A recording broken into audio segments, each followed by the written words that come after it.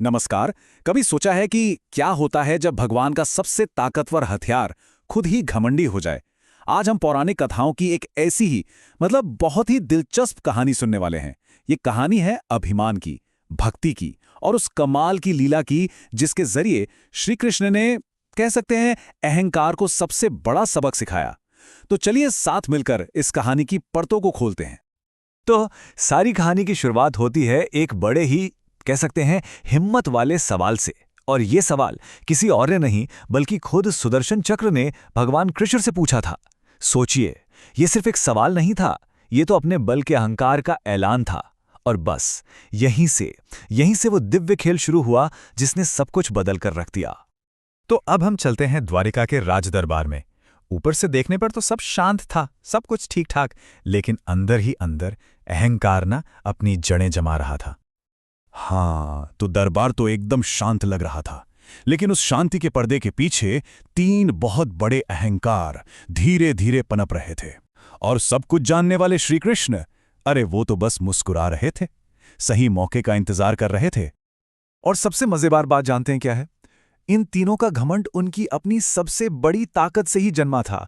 रानी सत्यभामा को अपनी खूबसूरती पर, गरुड़ को अपनी रफ्तार पर और सुदर्शन चक्र को अपनी ताकत पर इतना ज्यादा यकीन हो गया था कि वो अब आत्मविश्वास नहीं, वो अहंकार बन गया था। और जैसे ही कृष्ण ने इस बढ़ते हुए अहंकार को भांप लिया, उन्होंने तय किया कि इसे सिर्फ तोड़ा नहीं जाएगा बल्कि इसे ज्ञान में बदला जाएगा। और इसी के लिए उन्होंने एक दिव्य लीला रची। देखिए, कृष्ण का मकसद सजा देना नहीं था, उनका मकसद तो ज्ञान का रास्ता दिखाना था। वो अच्छी तरह जानते थे कि सच्ची भक्ति और अहंकार, ये दोनों एक साथ रह ही नहीं सकते। इसीलिए उन्होंने एक ऐसा प्लान बनाया जिससे तीनों को अपनी गलती का एहसास अपने आप हो जाए। इसी को लीला कहते हैं। ये कोई मामूली घटना नहीं होती, ये तो भगवान का रचा हुआ एक दिव्य खेल होता है जिसका हर एक कदम, हर एक मोड़ एक बहुत गहरे सबक की तरफ ले जाता है। ये कह लीजिए अनुभव से सिखाने की उनकी एक खास कला है। और कृष्ण की योजना कमाल की थी, एकदम सटीक। उन्होंने गरुड़ को हनुमान जी को बुलाने भेजा ताकि उनकी रफ्तार को चुनौती दी जा सके। फिर खुद भगवान राम और सत्यभामा को सीता का रूप दिया जिससे सुंदरता की घमंड को परखा जा सके। और आखिर में सुदर्शन चक्र को उसे पहरेदार बना दिया ताकि उसकी अजेय शक्ति का भी इम्तिहान हो जाए। तो चलिए, अब कहानी उस मोड़ पर आ गई है जहां ये योजना हकीकत बनने वाली थी। और सबसे पहली परीक्षा थी गरुड़ की रफ्तार की। गरुड़ तो अपनी रफ्तार के घमंड में चूर थे। वो हनुमान जी के पास पहुंचे और बड़े रौब से बोले कि मेरी पीठ पर बैठ जाइए। लेकिन हनुमान जी ने बड़ी विनम्रता से मना कर दिया। और बस यहीं पर अहंकार और विनम्रता की पहली टक्कर हुई। अब गरुड़ ने सोचा कि ये बूढ़े वानर हैं, इन्हें पहुंचने में तो बहुत टाइम लगेगा, और ये सोचकर वो पूरी रफ्तार से उड़ गए। लेकिन जैसे ही वो द्वारिका पहुंचे, उनका सारा घमंड चकनाचूर हो गया। क्यों? क्योंकि हनुमान जी तो वहां पहले से ही मौजूद थे और बड़े आराम से उनका इंतजार कर रहे थे। बस उसी एक पल में गरुड़ सब कुछ समझ गए। उनकी रफ्तार का जो अटूट घमंड था ना, वो टूट चुका था। उन्हें एहसास हो गया कि सच्ची भक्ति की रफ्तार के आगे उनकी शारीरिक रफ्तार तो कुछ भी नहीं है। तो गरुड़ का घमंड तो टूट गया, लेकिन कहानी का सबसे बड़ा क्लाइमैक्स तो अभी बाकी था। और वो शुरू हुआ हनुमान जी के महल में घुसने के साथ। अब भगवान राम के रूप में बैठे कृष्ण ने जानबूझकर यह सवाल पूछा। ऐसा नहीं कि उन्हें पता नहीं था, ये तो सुदर्शन चक्र की जो हार होने वाली थी ना, उसके लिए स्टेज तैयार किया जा रहा था। एक सोची समझी चाल थी। और अब आता है इस कहानी का सबसे पावरफुल मोमेंट। हनुमान जी ने कुछ बोला नहीं, उन्होंने बस शांति से अपना मुंह खोला और सुदर्शन चक्र को निकालकर प्रभु के पैरों में रख दिया। सोचिए जरा, जो चक्कर पूरे ब्रह्मांड में किसी से नहीं रुकता था, उसे हनुमान जी ने एक छोटे से पत्थर की तरह अपने मुंह में रख लिया था।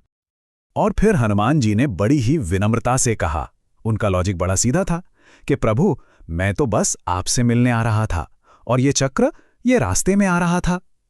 उनके इस सीधे साधे भोले से जवाब ने सुदर्शन चक्र के घमंड को हमेशा हमेशा के लिए खत्म कर दिया।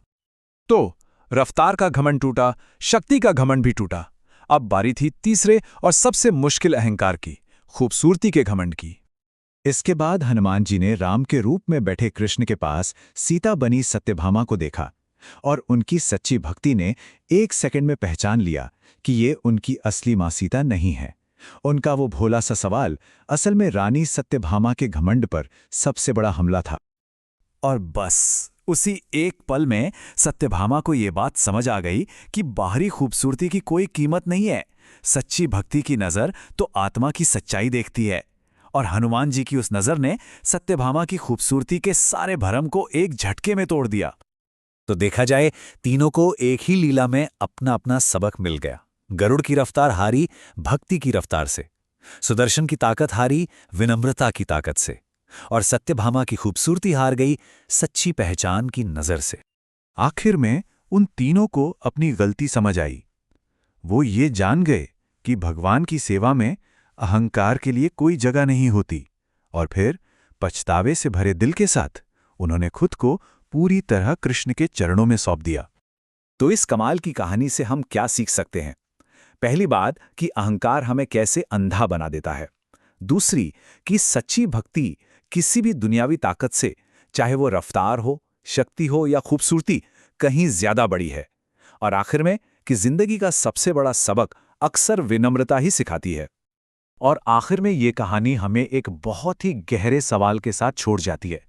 ताकत, खूबसूरती और रफ्तार, ये सब बहुत प्रभावशाली हो सकते हैं, इसमें कोई शक नहीं। लेकिन क्या ये सब मिलकर भी कभी सच्ची और निस्वार्थ भक्ति की ताकत का सामना कर सकते हैं? इस पर सोचिएगा जरूर।